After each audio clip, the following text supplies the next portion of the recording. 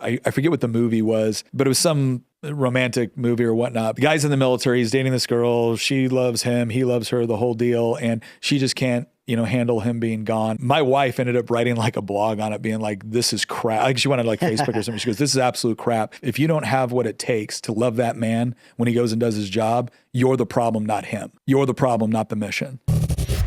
So what was your transition like coming out? You made the decision to get out. Yeah. How'd you transition? A lot of guys, transition's tough for a lot of guys. Yeah. Look, I think this is the part where I have to give my wife, Tina, just an incredible amount of credit, because I didn't deal with a fraction of the stuff that I saw a lot of other guys deal with. And that was because of my wife. Right. Tina really, again, when I say she really embraced the role of I'm married to a soldier and I'm married to a soldier in wartime.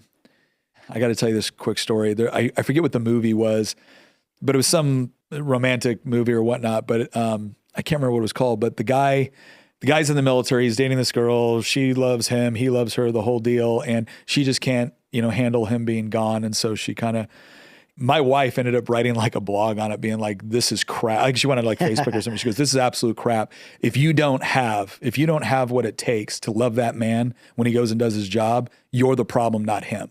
You're the problem, not the mission. And she took that very seriously. She's like, no, she goes, this is me and my husband, ride or die forever, right? God brought us together and nobody's taking us apart. She translated that to my kids too. So it would have been very easy for my wife to be like, I didn't sign up for you being gone half the time when we're married at a minimum. Right. And she could have become bitter and a lot of people would have understood it. And that bitterness could have transferred to my children. My dad's never here. Why is daddy never here? But it wasn't. Man, when I was gone, she made little T-shirts with pictures of me on them for my kids. Like she would, daddy's over there protecting us. Daddy's over there fighting for us and keeping us safe. And say whatever you want about U.S. foreign policy, because I got plenty of critiques of U.S. foreign policy. The bottom line is she wasn't over there. She wasn't there supporting U.S. foreign policy. She was there supporting her husband and the guys that I was fighting alongside with. Yeah. And so when I got home, my kids were happy to see me. My wife was happy to see me. And that made a huge difference. And when it came time to transfer out of the military, there was a lot of questions on what we were going to do, because this is all we had known as a married couple. It's all our family had known. And I didn't know what I was going to do in the private sector. And I ended up working for a great guy named Bruce Parkman, who had a company called NEK.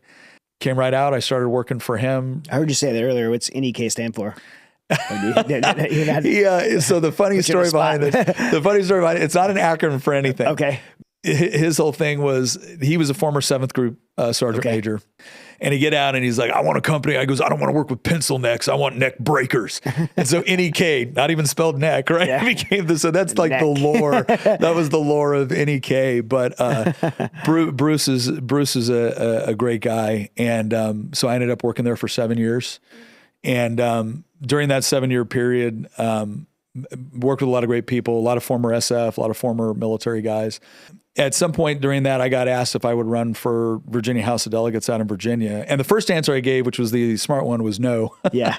But 2 years later, I got asked again and I did. And I remember telling Bruce, I'm like, hey, I'm not sure how conducive. He's like, I support you, man. We'll make it work. I'm like, boss, I know the vision you got for this and where you want to go with it. And the bottom line is I'm not going to be able to split between the two things very well. And the thing is, in Virginia, House of Delegates is not a full-time job. It's not a full-time salary. You get $17,600 a year. Like, it's not meant to be.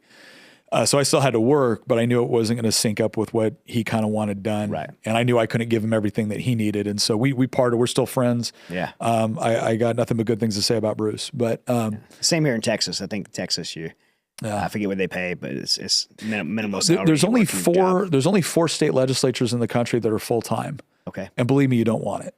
You don't want it. Texas actually only meets once every 2 years. Yeah. State I love that. Oh my gosh, I love that. But yeah.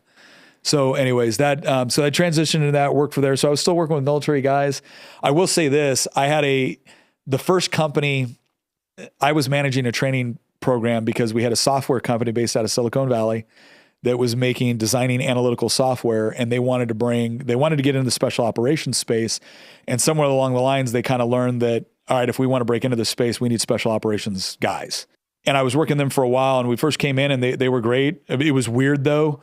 I walk into the building the first time and guys are like rolling around on scooters and they're like, hey, this masseuse comes on Tuesday and dry cleaning's Thursday. And oh, by the way, and that we get catered 3 times a day. And I walked into this room that looked like it was a Trader Joe's and everything was free. You just, and I just total culture shock for me.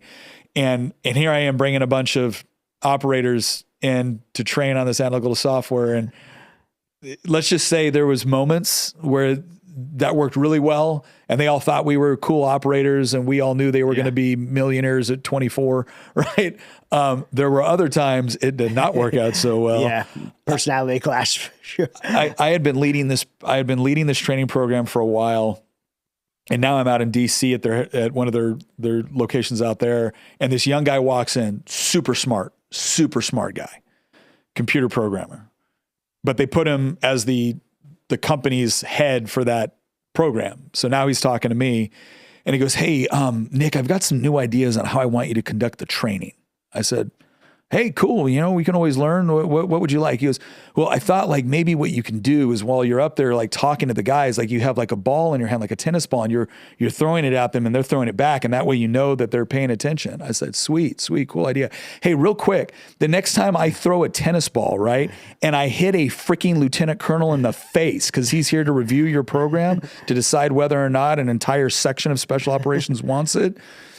When he gets pissed and storms out, do I tell him that this was your dumbass idea or mine? And he goes, I didn't really think about that. I'm like, dude, come on. Yeah. Like we're happy to do stuff, but that's stupid. Because I'm still in like, right. A part of me clicks because we're used to talking that way to each other as operators. You got a dumb idea. I'm going to tell you it's a dumb idea. Oh, right? Yeah. Like this is ridiculous. And because that's how we used to plan missions. Like, you're going to do what? What are you, a moron?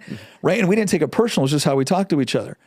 Turns out corporate world does not talk to each other that way. And so there was a couple of times where it would be like, Nick, I understand that you come from a different environment, but we don't speak to each other that way here. Like, oh, okay. All right.